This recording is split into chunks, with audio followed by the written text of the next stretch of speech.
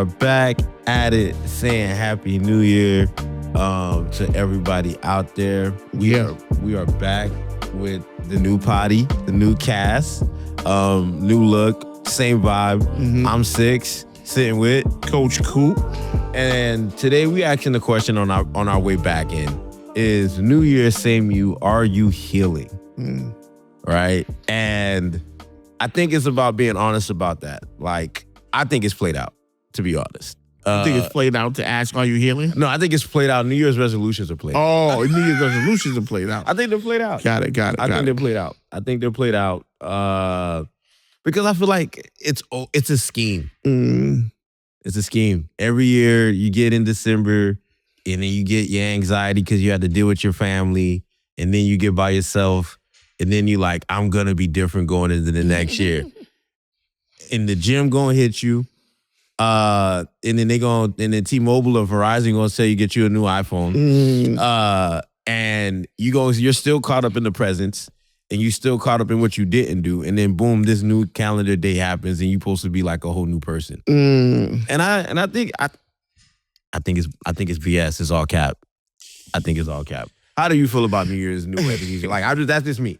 That's just me. Well, I don't think that is cap. I think that every once in a while, like when school comes back, remember back in the day, school came back in September, you got your new outfit. There was a time where you could kind of like say, all right, this year I want to dream and have a vision for who I want to be in this moment. And I think New Year's is the same, and to some degree, where you get a chance to actually take a moment, celebrate the fact that you have made it around the sun one more time, because oftentimes either the start of the year or the end of the year, people are like not making it. And then you get to reflect, right? Like, why not be able to have a quote unquote psychological reset if you can? Now, obviously, I think it's cap to think that you only could do it on New Year's. Okay. You could do it any time of the year. For me, my New Year's resolution is always really set on my birthday. So like, how am I around my birthday? Because I actually grow a year, or I'm technically a year older. How do I navigate the new age that I'm in? Okay. So I don't necessarily do New Year's resolutions versus like New Age reflection and recommitments to work. So then I think that makes me think of, you taught me off my ledge. Okay, I'm gonna have to take back what I said. I think I might have been a little bit speaking from a shrunken place, as they say, and it's okay. I'm gonna be honest about that. I don't do well with the cold. I'm a Southern boy. Here it gets cold at 3. It's dark at 3 o'clock. Yeah. Maybe I'm dealing with some seasonal depression. Yeah, I might need a lamp. Yeah, absolutely. We gotta put you out in the sun there. I'm gonna leave me a lamp. Maybe that's what I need to put on my New Year's resolutions. But I know it really did make me think about a question of like, what did you bring into this year, and what are you leaving behind? What did I bring into this year? What am I leaving behind? So this year, 2026, I think what I brought into the year is the understanding that I can do it. I can build the things that I often envision, because I've been doing it for so long, but this is the first time I'm really connected to it and seeing my accolades. What I'm going to leave behind is my ways of like leaning on, I'm trying to figure out how to say this. Are we trying to be delicate? Not trying to be delicate, just trying to find the words, right? Like, well, I got you. While you're thinking. Yeah, I can't really figure out the words. While you're thinking about it, because I'm thinking about what am I bringing into this year. And I think intentionality is something that I'm really trying to be like really keen on, about being intentional, about how I'm taking up space. I think what I need to leave behind in 2025 is some of this residual trauma, but I think that's everybody got a little bit of something they need to like take off. I think I carried a lot. And I think we carry these experiences with us because we telling ourselves, like, these are the things that made me. Yeah. And these are the things that I will never forget. Like, these are my fundamental pillars of my learning experience. And I think they get heavy. Yeah. And like, so I started really thinking about like, maybe I'm carrying too much around as these fundamental truths or these lessons, and they're preventing me from being present. Yeah. No, I agree with that. I think that's one of the things that what I was trying to say. Like that's what I want to leave behind. Like that residual trauma, the residual imposter syndrome, because they don't serve you well. Right. And they don't serve you in the world that you're trying to create and step into either. So I concur, brother. I agree. And so I want that everybody to kind of think about that too. Like as you come into 2026, same year, I mean, New Year, same you, are you healing? And I think it's important to ask that question because I think we all get caught up in the energy of a new year. Not me, because I said it's Cap, but other people. And not to be a Debbie Downer, but I asked that question because I'm like, are we reusing the same manual? Like the years changed, but did you change? Did you do the things to actually change to be a better person for this part of your life? Yeah. And so that's why I asked the question, you know? And do you need a new manual in the next phase of your life? I think we need manuals in all phases of our life. A new one? A new one. Because why? All right, because first, I think everybody always says nobody gives you a manual on adulthood or life, right? And I think that's true. No one is giving out the manual how to be a better person, how to be successful. But there are guides, there are tools that we can use. There are people who have lived experience. Touch the people you want to be. That's my 2026. Yeah. Touch the people I want to be. Yeah. And by emulating that, touching these people, I can download a new operating system. Like we do everything else like that. We changing our clothes, we change our friends sometimes, we change our circles. But are we changing like the information that we are inputting into self to be better? And so that's why I'm like, new year, same you, but have you changed the system? Got you. And so like that's my question of like, what if the system is working for you though? Define working. Like so for example, bro, like I think that I'm doing well. Right. I don't necessarily want to change my system. Right. I just want to get better at it. Okay. Right. Like I wanna add to it versus going into a situation with something new that I gotta learn while I'm trying to grow. Right. Like a gardener has a certain set of tools that they garden a garden with. Now, whether they sprout new leaves or new plants or not, they ain't changed the tools to get the new plant. They just kept doing the same thing consistently with the same, because I think that the more you put in on a repetition standpoint, you start to duplicate newness. Okay. Like I think that's the difference. I think that sometimes when we set this new year, we often think that we gotta scrap the playbook when the playbook is what actually got you to the playoffs. Okay. Right? Or we see turbulence in the new year, we believe that we got to switch the player. You might want to call an audible. Okay. You might want to switch sides. Okay. Right? Using football analogy as we the Super Bowl and all that stuff is happening. Right? But do you need to change the playbook? Do we need to change every single year? I'm a creature of like looking back at what I created and making it stronger. Not newness. Okay. But building on what we had. That's just my take on it. No, and I can't be mad at that. I think they say wisdom is experience earned, right? And so or wisdom is experience lived. Yeah. And so like to have that wisdom, to have that experience gives you an understanding of where you're going. And so like I can't discredit that. But then my thing is, and that maybe we look at it from the lens of just like the productive self. Yeah, but what about the emotional something, right? Because that's my next question. Maybe it's not so much a new system in how I'm living life. I'm not mad at it, but maybe I have to recognize there's some parts of my life when it comes to my emotional self that maybe I need to be better at. Like, and that's the thing that I'm thinking about more when I'm thinking about New Year's, same me. Yeah. Well, I think that's dope, but better doesn't mean different. Okay. Right? And what I mean is you like if your being is positive, but there's areas that can improve. You might need to do things. You might need to do that more. Like I'm trying to like. It may not mean that you need to find a new behavior. You just need to exercise the behavior that you do identify with more than any other behavior that you are saying that you're taking with you. So, for example, if you saved money before, you know how to save. Right.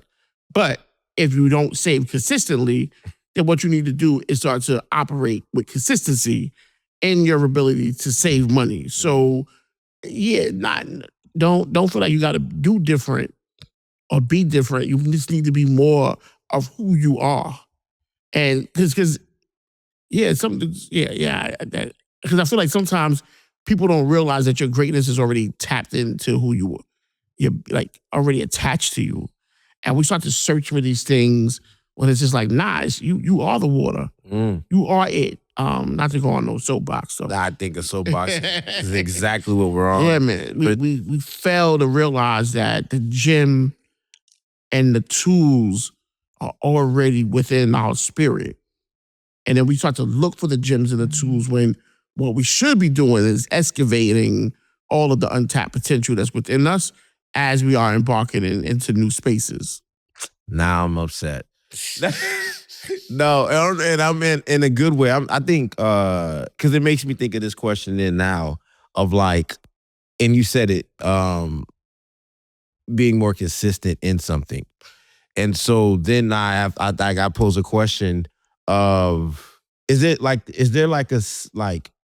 safety in that? Like maybe we confuse our comfort for growth in that sense. Like I'm good at doing it one way, and because I'm good at it doing it one way, I don't see it needs to change. Maybe taking something in new, or maybe like revising the plan unlock something.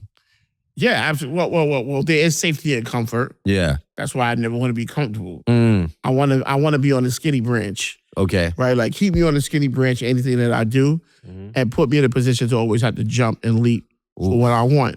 So now I could jump, but I can still jump from the same branch, because once I jump, I climb up that tree again, and then I do it again, and I might jump further, right? Like I might start to fly. No matter what the situation is, I'm still jumping from the same tree, the same foundation, the same things that I want. Like there's things that you wanted when you were a kid that you still think about till today.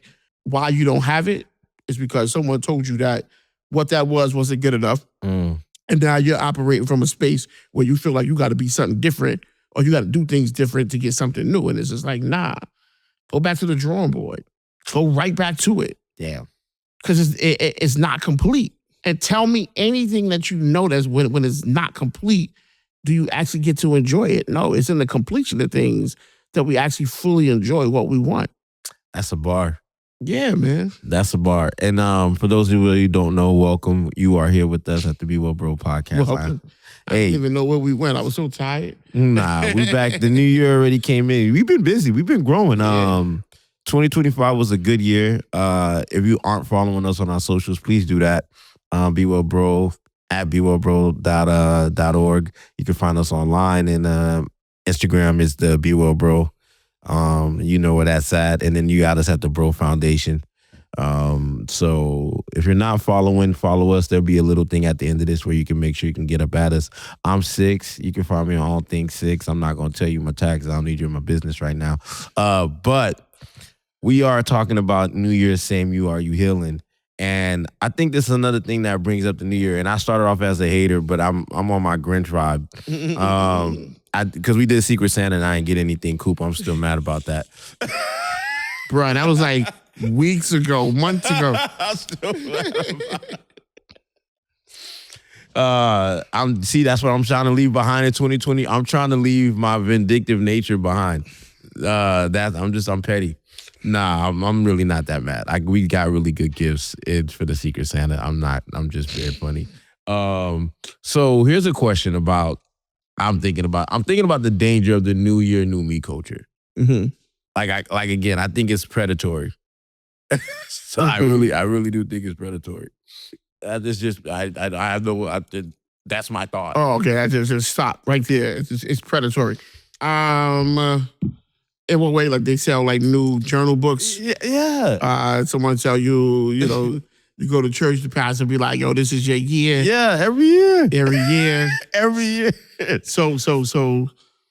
But make sure you give this. Make sure you tap into that. Make sure you go do the like. It's so many.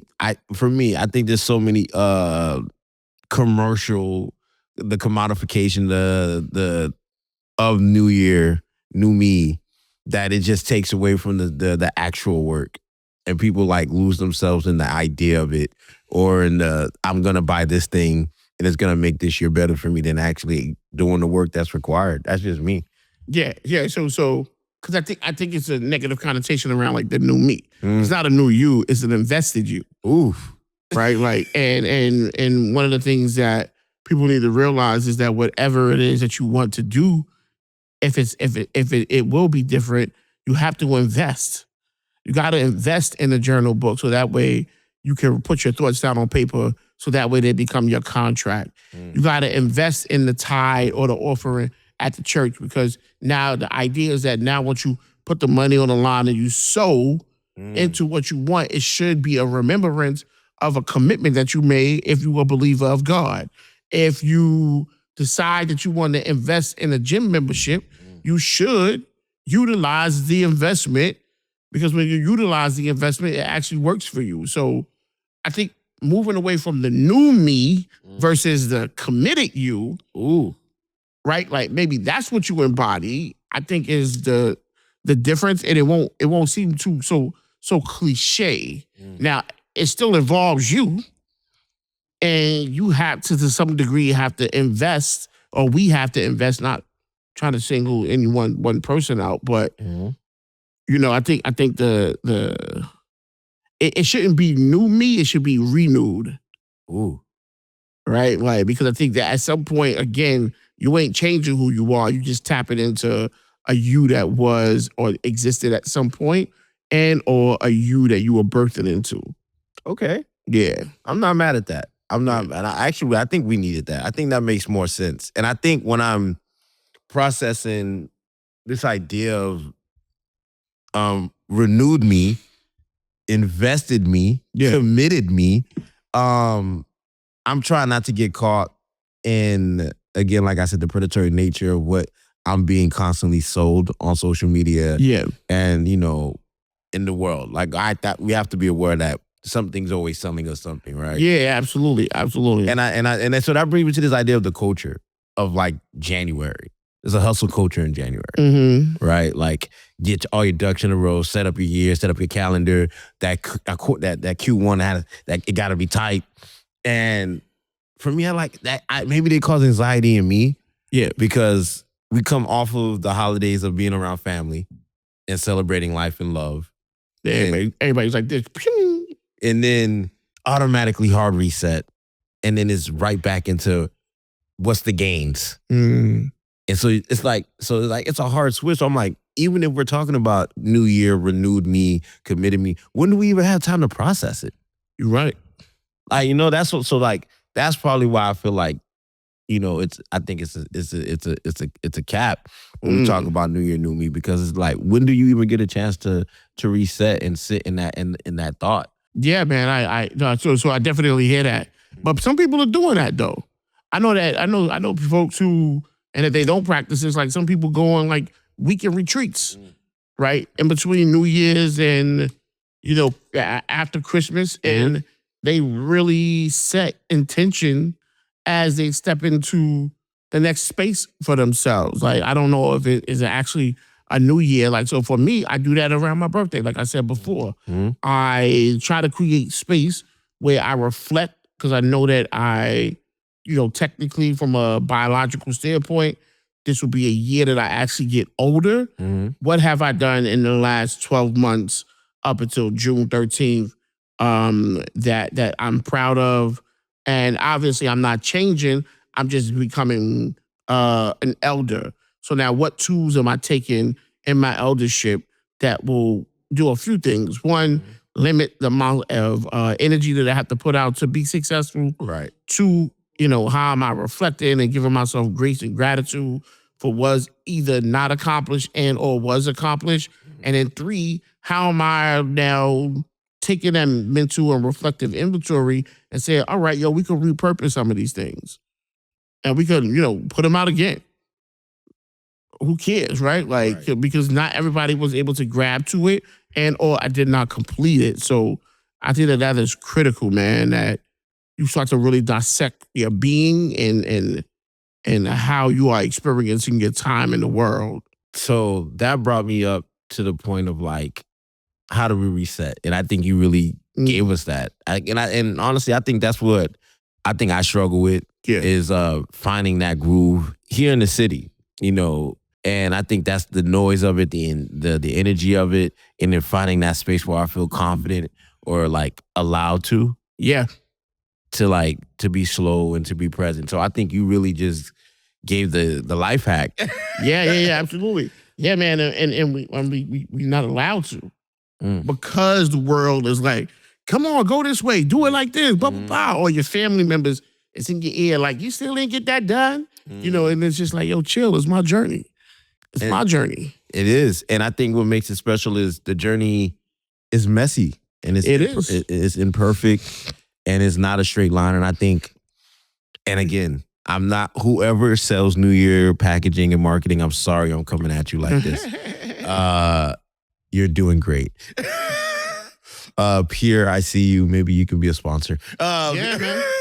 But I think about the messiness of the journey and the frustration that maybe I feel when I'm not productive in my healing. If that's even such a like, if that can we even say that I'm not healing productively or I'm rushing this thing and I want to get to this place. Yeah, absolutely. You can allow a broken leg to heal in wrong. Okay. Absolutely. You can, not utilize the cast properly or take the cast off too early when you feel one inkling of feeling better. I think that's something that we fall victim to tremendously. Sometimes we have brokenness that we don't go out to get the support that we need in order for it to heal in a way that is healthy and not harmful. So when we're operating from a place of brokenness, the type of treatment or support or things that we get, we have to ensure that is rooted in science and someone is there to understand you outside of who you think you know. And yeah, man, when we think about the most broken man, he's a broken boy. So like how we tapping into that little boy who was broken way before manhood even turned out to be something that we can connect to. So yeah, man, like it's critical that we heal with the proper cast. And finding that finding that space that makes healing accessible and feel good and feel natural. Yeah. Right. And I think that's the resistant part, or the new part, the uncomfortable part of it is trying this new thing, or committing to a new thing. Or be like, I'm committing to bringing this consistency of, for me, it's showing up and being present and not being like, I'll do it. Like when it comes to people, of I'll pull up to that later or I'll do that thing later. I want to be more present for people in my life now. And that's something that I want, that I'm pushing forward in 2026. It's when you do send the text, I will be there. I'm sorry for everybody who I ghosted in 2025. My bad. But that's what I mean when I say New Year, same, New Year, same you, are you healing? Is we want to be honest and ask everybody to reflect. And that's what this is gonna be. Every episode is an honest conversation. Every episode you're gonna get something fun. I think Coop is gonna push a little bit at me and I'm gonna come at Coop. But it's gonna be fun and you're gonna come along with us on this journey. And again, this is just the relaunch, just the redo. This is season 1 of the B.R.O podcast. And I'm thanking everybody for listening. Because we're gonna leave with some ideas, we're gonna leave with some truth, but we want y'all to come back, and we're not trying to talk your head off. We want you to say, "Damn, I like episode 1. What you got for episode 2?" Yeah, facts. And make sure you subscribe Make sure you follow us on all of the platforms. Click that button that's down at the bottom, and I'm sure Jack and the team will put, because it's going to be critical for us to connect with one another. All right. So from today forward, Be well. be well.